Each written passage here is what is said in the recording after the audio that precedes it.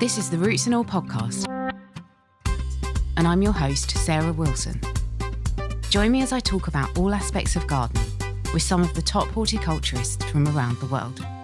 This week on Roots and All, I'm joined by Pete Case from the Freshwater Habitats Trust to dive into the world of garden ponds, why they can be crucial for wildlife, how to create one, and what makes them such a powerful tool for conservation, right in your own back or front garden. Whether you've got a bucket or a full-blown pond, this one's for you. I'm Pete Case. I'm the Technical Director at the Freshwater Habitats Trust.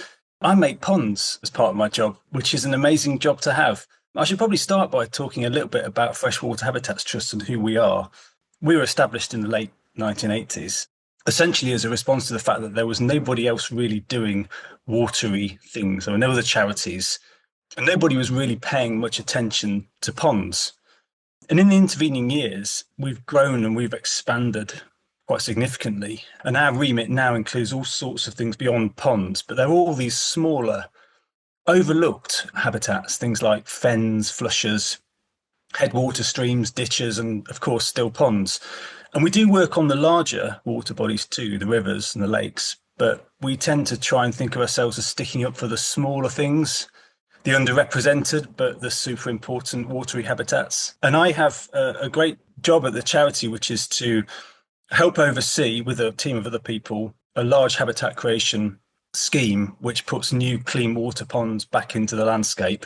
And they're being designed and created primarily for great crested newts. That's the sort of funding behind them. So they're sort of countryside ponds, but they're great for newts, and they're also great for the whole suite of other freshwater life as well. So it really is a great job to have and a great charity to work for. And hopefully we can translate some of those principles about how we go and create those ponds in the countryside to the garden, and thinking about how that might relate to garden ponds. This is it. I mean, some people kind of assume that garden ponds are going to be really ornamental, and they can be, but actually a lot of gardeners now are thinking down the wildlife gardening route. So it makes perfect sense for us to take pointers from a pond that's kind of naturally occurring or something that's created as a habitat and applying those principles in our gardens, which is why what you do is so important and so relevant to gardeners who are looking to encourage wildlife.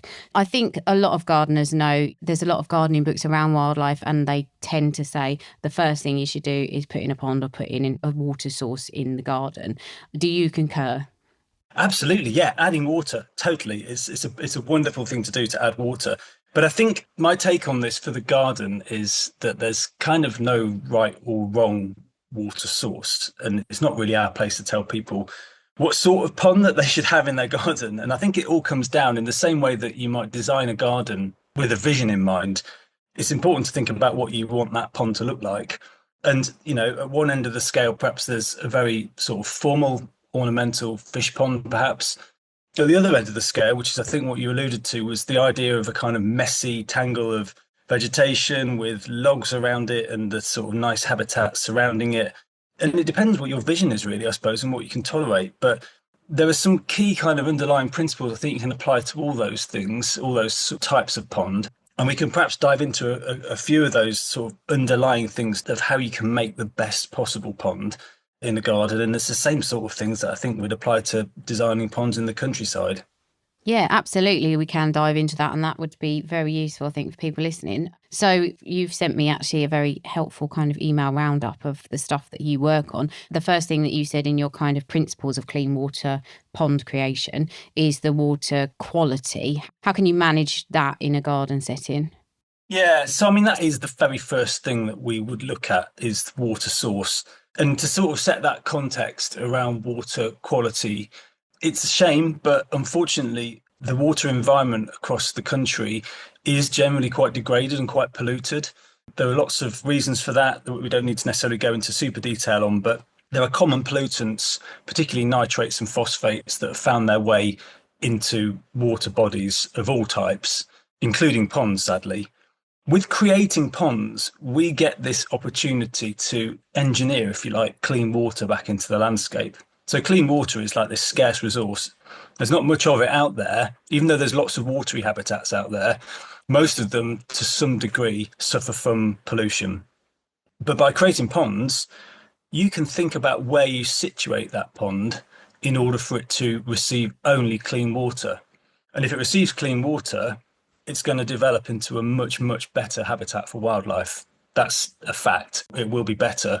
It will have less problems. It will last longer, and it will be more diverse if it's fed with clean water. So I think the thing that we would start to do is think about that water source. And in the wider landscape, in the countryside, we'd be looking about the catchment. So where is the water draining to that pond from? What is the situation around that pond? Is it intensively managed farmland, which is undoubtedly going to have fertilizer and chemicals added to it? Or is it a nice clean water catchment that's perhaps managed as pasture or hay meadow or heathland? And I think it's that principle of clean water that you can definitely apply to the garden pond as well. So is that water that's draining into that pond going to be clean? The chances are you're going to be relying mainly on rainwater for a garden pond. You're not going to necessarily have a surface water catchment draining into the pond unless you have a huge garden and you've got your pond at the base of the slope. So you're probably going to be relying on rainwater. And there are some tips and tricks, of course, about how you can ensure that there's a resource of rainwater. You could have a water butt, perhaps. You could think about the guttering coming off buildings and routing that into your pond. And basically just trying to ensure that any water that ends up in that pond is as clean as possible. The problem I think we have with garden ponds, and I'm guilty of having done this myself, is that temptation to add tap water. Okay, and we have these little test kits that we use at the Freshwater Habitats Trust, which we use to assess water quality across the landscape. They're little test tubes, and they turn a different colour. They turn pink if there's nitrate detected. If I stick one of these test tubes in my tap water here in Worcestershire, it goes off the scale. It is showing huge amounts of nitrate pollution. And that's fine, that's the way that is. But by adding that water through a hose pipe or whatever to a garden pond, you're going to increase productivity massively. You're going to end up with algae, you're going to end up with duckweeds and things like that dominating. And it's basically going to look like a pea soup. So avoiding adding those chemical pollutants, those nutrients to the pond in the first place is the first place to start on this. So I think clean water is like this key principle. You can apply it to the landscape and you can definitely apply it to a garden pond as well.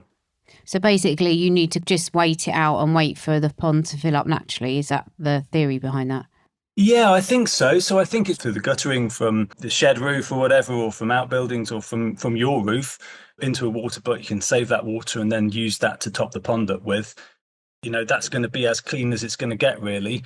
I think the other thing is maybe to tolerate to some degree water levels fluctuating. And again, this is one of those things that's sometimes quite tricky for people to understand, is that actually the fluctuation in water levels isn't necessarily a bad thing at all.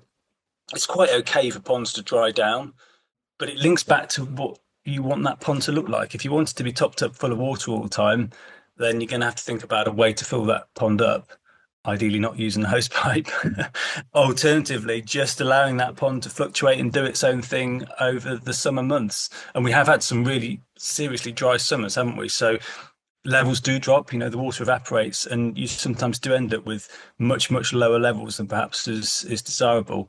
But wildlife is pretty resilient. Most of the wildlife in your pond will be tough enough to sort of survive those periods of time where the pond dries down.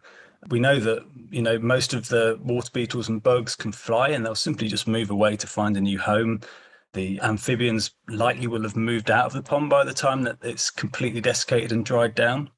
And if there's some sediment left at the bottom of the pond, if there's sort of a muddy, silty kind of habitat that's damp still, a lot of stuff will hunker down into that and just wait for the rain to come. But as I say, it links back to what you want that pond to look like. That's not going to fit everybody's idea of what a garden pond should look like. So having that backup, I think, of the clean water on hand probably is the answer. So I read a book called Ponds, which was put out by the Freshwater Habitats Trust, which is brilliant, and I can't recommend it highly enough. If you're thinking about putting in a wildlife pond, it's really, really excellent. Is this the new naturalist book then? Yes, I think so. It's got a white cover, but I'll put a link to it in the show notes so that people can find it. But it's really good. And one of the interesting things it said, so thinking about kind of if you're establishing a pond from scratch, it said, your natural inclination might be to look at a site and say, well, that bit sort of sits where anyway, and then, you know, when it really rains heavy, it will get surface water on it, and then it'll drain away again as it dries out. But actually, the book said that might not be the best place to have a pond, because that's already kind of like its own little habitat and ecosystem, and so you don't really want to destroy that, and there might be a lot more going on than you expect. And actually, the whole kind of ethos behind the book is, I think, tread very carefully, because actually you don't know what you're destroying. You need to think very carefully about what you're doing at all stages. There is always that temptation, I think, to think, yes, a damp spot, a kind of place that pools with water might be the best place to dig up. But you're absolutely right that often those sort of seasonally damp habitats are super important too. And the best thing might be to just leave that well alone and create your pond in a slightly different place. It's all about maintaining and achieving the most sort of diverse mix of possible habitats across the site. When we assess sites for pond creation in the wider countryside, on farmland, for example, we'll deliberately leave those more interesting wet patches alone, allow those to develop. There might be springs, there might be sort of flushes off hillsides, and they can be super important. You might find a slightly more boring piece of ground to create your pond in. As long as the substrate is right, we don't line our ponds, which is what differs massively, I think, from the garden ponds that we're talking about. We tend to dig our ponds directly into the substrate, either to receive groundwater or surface water if it's a clay landscape. But yeah, leaving those interesting bits alone. And again, I think you'd do the same thing in your garden. You wouldn't want to dig something up that was valuable for wildlife in order just to create something else in its place. And you can apply this to pond restoration as well. Pond restoration is a really, really popular sort of activity to do in the countryside. Restoring ponds is seen as a great thing. And I think we also consider that to be one of the sort of tools in the box, if you like. So there's nothing wrong with restoring ponds. But actually, if you can create new ponds from scratch, then you've got that range of successional habitats. You've got some that are late stage that might be very shaded, and they might be suitable for certain specific insects or creatures. And then you've got the open early stage successional habitats, which are also really important, but for a different range. And it's all about achieving that diversity. Again, I think you can do that in your garden. If you've got the luxury of space, why not have those differing stages of succession? Why not have some boggy damp patches, some very, very shallow ponds, and then some that are slightly deeper that maintain the water for longer? And then you have that range. Yeah, and also on the subject of managing ponds, I guess you have to really be careful about what you plant around your pond, because I know from experience that wildlife ponds can seem like a constant kind of struggle, and it is probably one of the worst places to work if you're thinking of, you know, trying to weed it or tidy it. For so many reasons. One, it's kind of quite often damp and boggy, and you'll feel like you're damaging the soil structure or stuff underfoot. The other thing is that you're moving amongst creatures that are using that as a habitat. Another thing is it's an absolute nightmare to get plants out of a pond margin if they've got established, and it seems to be the perfect breeding ground for all the plants that you don't particularly want. Have you got any kind of general guidance for people who are thinking of planting around their pond or managing around their pond? My instinct is to actually just give it up as a bad job, because quite often, it's easier to mow a strip round the edge, than try and fight nature and what it wants to do. Yeah. But that's not always easy in a garden setting, I know. It's not. No, let's break that down into a couple of different things. So in terms of management, you have to bear in mind that most pond plants and animals have co-evolved with grazing herbivores, okay? So they're quite tough. The best ponds that we see in the countryside are grazed by livestock. And that's for lots of different reasons. It's to do with the fact that those ponds are kept open by the livestock, by their poaching, where the cows or sheep or whatever are creating depressions in the mud, and they're creating those micro habitats. And that grazing is what keeps ponds in good condition. Obviously, you can't graze your pond in your garden. You look very unlikely to have grazing animals in your garden. So you're going to have to mimic that sort of activity. And I think you can be quite tough, particularly on the plants. You're going to need to think about how that garden pond is going to be managed long term. And it will involve undoubtedly being a bit selective about what gets taken out, what gets weeded out. And in the winter months, and it is a winter activity, I think it's probably best to do this in the winter, is just to be a bit ruthless and take out anything that's a bit too vigorous. If you leave that on a pile by the side of the pond, then any invertebrates and any overwintering amphibians can crawl out of that and back into the pond. But it's important not to let that vegetation rot down, because then you'll be adding nutrients. It'll basically be like liquid fertilizer running back into the pond. So leave it for a bit and then move it out of the way, I think. That management is absolutely critical. And as garden ponds tend to be quite small, as I'm sure you will have seen, they do tend to suffer from that lack of space and things taking over somewhat. There's a bit of a myth around heavily vegetated ponds that they're a bad thing. We actually don't think that at all. And very heavily vegetated ponds can be completely amazing for wildlife because they've got a lot of structure, got a lot of space in amongst those plants that you perhaps don't see from the surface when you're looking down. But actually under the water, there's quite a lot of space still for insects and amphibians and everything else to live in amongst. So it's about maintaining that balance, but I think probably accepting that if you're going to plant up your pond, you're going to need to anticipate there being some degree of management in the future. For the ponds that we create in the wider landscape, the wildlife ponds on farmland, for example, we never plant those ponds. We allow the ponds to colonize completely naturally with plants. And that does happen quite slowly. And this is about, again, resetting those expectations of what you think that pond is going to turn into, because we never quite know. And that's one of the exciting things. We don't know what's going to arrive when, but we know that eventually plants will colonize, wind blown seeds, or perhaps deer or livestock that are grazing around the edge of the pond will bring seeds and they'll deposit them, or birds. And we'll end up with a flora, which can be completely amazing. It can happen quite quickly in a couple of years, or it can take much longer. But that's natural. It's natural colonization. We're allowing the plants that want to establish there to take root and not introducing things artificially. There is a temptation to want to speed that up and to plant ponds. And I think that's definitely relevant to a discussion around garden ponds, is that you're not really going to be able to wait it out in a garden pond because the chances of things coming naturally, I think, are quite slim. But in the wider landscape, we certainly wouldn't want to plant ponds. We wouldn't want to introduce things. And there's some fairly big risks around introducing plants that have been cultivated specifically through the sort of garden centres and nurseries, in that there is a risk there that they will come with unwanted plants attached to them. And ponds do suffer, sadly, as do all water bodies really in the landscape, suffer from invasive species, non-native species that have found their way into these sensitive habitats. Probably one of the vectors being through gardening and through garden ponds. We've got a lot better at this. There's a huge amount more awareness around the risks of this these days, and there's much better biosecurity.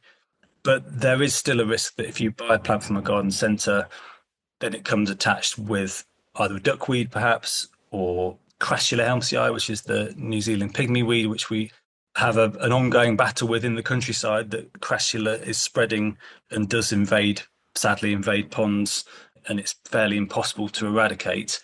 You don't want those plants out in the countryside. If they're contained in a garden pond, that's quite bad, but you can do something about that. You can perhaps manage them. Once they're out in the open and in the landscape, then it's impossible to do anything about, really. So it is a bit of an issue. And aside from the margins of the pond, I think there's quite often a temptation to get in the pond and clean it, like try and get vegetation out that might be growing in towards the middle of the pond, or get out falling leaves, that kind of thing. Is that always necessary? I think with leaf litter, this is an interesting one with leaf litter, that there's always that perception that leaves falling in the pond are a bad thing. And obviously you don't want too much of that. You don't want a huge buildup of sludge and leaf litter at the base of the pond, because that's going to reduce oxygen levels and it's going to lead to a pond that isn't very good for wildlife longer term. However, there's a balance to be struck there, because some of that leaf litter is absolutely critical. It's food, it's shelter. Wildlife relies on that to some extent. So I think it's about that balance. And this links into this idea of shading and whether ponds should be shaded or not. And again, there are parallels that you can draw with the wider landscape and indeed gardens about that perception of whether a pond should have shade or not. And it is balance. It's making sure that you have some shade, some dappled shade, which is great. And you accept the fact that due to that dappled shade, you're going to have some leaf litter that falls into that pond over autumn. And it's going to potentially start to slowly infill that pond and may eventually need some management. But I think the benefits of that shade probably outweigh that. And the fact that you've got those micro habitats that are being created in the pond by that subtle shade, and they might be doing very interesting things. They might be suppressing the plants that you don't want, that shade. It might be producing those conditions that some plants don't like. So it's going to create open niches for other things to exist. And if we're really lucky, we find in the countryside still is water violet. So Houtonia palustris, beautiful, beautiful plant. And that actually quite likes the shade. And you sometimes find that in these shady conditions. And it's doing pretty well because nothing else can tolerate this shade. So it's getting its chance to flower or whatever and to grow in these slightly more shady conditions. That shade will also produce slightly different conditions for wildlife to shelter and find refuge in. So places that are slightly cooler, it will reduce evapotranspiration rates as well. So there is massive benefit to shade. The unfortunate thing is, of course, that shade often comes with that leaf litter, and eventually over time, particularly with a small pond, you're going to need to do some management of that pond. And that might be as drastic as desilting, where you do drain that pond down or wait till it dries out and then remove that sludge from the base. And that's not a pleasant job to do. It's one of the reasons that pond restoration, if you're going to do the full works on restoring a pond, it's one of the reasons it's a very expensive thing to do, because that's quite a specialist job. But you can do that in the garden. I'd be super wary about liners though, and that's one of the things maybe to think about, is that in the garden, the chances are that you're going to have a liner. You're not going to necessarily have that pond dug directly into the substrate. Every time you physically get into that pond or you put a rake in or anything, you run the risk of puncturing that liner, which is obviously pretty critical to the pond holding water. One of the things I think that you mentioned again in your email to me was that you'd put your own garden pond in, and I don't know whether or not that's got a liner, but there were kind of, I think, lessons learnt along the way. So from your experience, what would be your kind of top tips? So absolutely. So yes, we're on sand here in Worcestershire, in North Worcestershire. So there was absolutely no chance of that pond holding water in the garden. It's a very small pond, just to sort of reset your expectations of what you're thinking about. In my garden, it's a couple of meters wide at best. My lessons learned, I think the liner was an inevitable thing we had to do. We had to put the liner in. I think my biggest regret is not making that pond a little bit bigger and a little bit more varied. I'll caveat this by saying it was actually my daughter that helped me dig that pond as part of a piece of homework for her science at school. We dug that as a habitat which we documented. So it was done in haste, and yeah, it could have perhaps been a little bit more interesting in terms of the profile. Not quite got all the shallows in it that we'd want to see. So yeah, the line is inevitable. I super regret filling it with tap water, but we had to do that to take the photographs of the pond for the piece of homework. And I ended up with a load of pea soup green sludge in the pond, which wasn't very nice after a few weeks. So yeah, there's that. In terms of plants and things, so I'm probably in a bit of a fortunate position that I've managed to collect seed. So I think this is probably the way to do this with plants, either by going to an accredited supplier who can guarantee the native sort of provenance of those plants and guarantee that they're going to be free of invasive species. I grew things on from seed in pots in sort of trays that had water sitting in the base, and I've introduced those plants into the pond. It is a tangled mess. It is very, very heavily vegetated, but it's full of life. It's full of invertebrates. And we've got frogs and one smooth newt having arrived. So, yeah, I don't have regrets necessarily, but I think probably making it a bit more complex and a bit more interesting, and probably accepting that I might want to take up a little bit more space in the garden. In the future, perhaps we'll redo that. I was surprised at how expensive the liner was, though. So that's one of the reasons that we kept it quite small. It did start to get quite expensive the bigger you went. Right. Well, that's definitely going to be a defining factor, I'm sure, for some people with the pond. I'm very lucky I'm on clay, so we just kind of trod ours down and then just left it. So that's a big bonus for us. So yeah, just to say, obviously, I'm going to put the link to the book to your website in the show notes. Is there any other resources that you could point out that might be useful to people in a garden setting? Yeah. So if you search out Garden Pond Advice Hub on the Freshwater Habitats Trust website, there's all sorts of brilliant advice there about garden ponds. We've also got a joint leaflet that Freshwater Habitats Trust and Amphibian and Reptile Conservation Trust put together, which is a lovely booklet with photographs and guidance about how to make the best ponds for wildlife in your garden. If you want to survey your pond, then every year Freshwater Habitats Trust runs a spawn survey, so you can log your records of frog spawn and toad spawn if you're really lucky to have toads breeding in your garden. And in the wider landscape as well, you can submit those records. And if you're a landowner who's got more land than just your garden, then there's a whole load of fact sheets and information on our website about creating ponds from scratch. This was guidance that was put together for something called the Million Ponds project that we ran a few years ago, but those fact sheets still sit on the website, and they are the best practice guidelines for creating the best possible wildlife ponds. And there's also some information, a joint piece that we did with the University College of London on restoring ponds and how to restore ponds for wildlife as well. So there's a huge amount of information out there. There's the pond book, which I think is the book that you're talking about, the A4 book with the white cover. So that's a brilliant resource. And there's the New Naturalist publication that Professor Jeremy Biggs and Dr. Penny Williams have written, which has also been published as well recently. So there's loads of information out there, and I wish your listeners luck in creating their garden ponds, because it's a brilliant thing to have. It's endlessly fascinating. Children absolutely love it. And I spend many happy hours just peering in, looking at what's arrived. Thank you very much to Pete and the Freshwater Habitats Trust for their sterling work, and thanks to you for listening. I also wanted to give a shout out to Anna and her daughter, who've been on nighttime toad patrols and have sent me a lovely video of them diligently moving toads out of the road to safety, which they were inspired to do after listening to the Froglife episode. People making a difference right there. Thanks to them and to you for making a difference, one kind action at a time. You can download or listen to the podcast direct from the website rootsandall.co.uk. Please also check out my Patreon, where you can make a one-off donation or take out a monthly subscription to help support the podcast.